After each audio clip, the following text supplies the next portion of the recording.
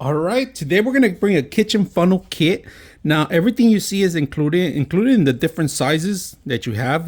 This one actually attaches to the bottom. It kind of scrolls in. If you guys can see that, you can actually rotate in, tied up in there. They're all threaded. If you guys can see that.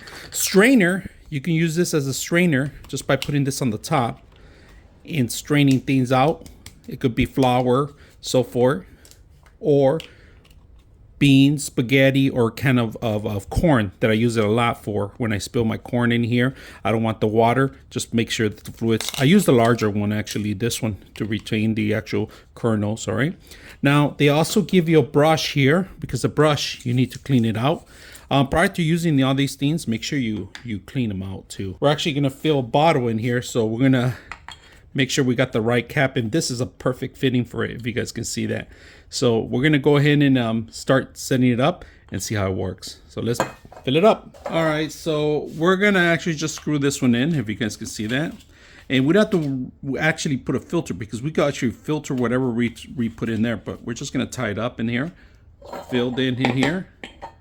And if you guys can see, we're gonna fill this up. So let's go ahead and do that. All you gotta do is open your oil and fill this up. So just make sure you grab it properly. Look at that.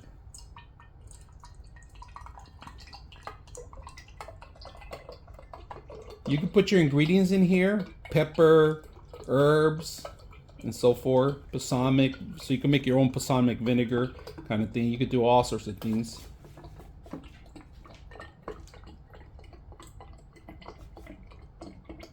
Look at that. I'm gonna label stuff everywhere I can with white and other colors. So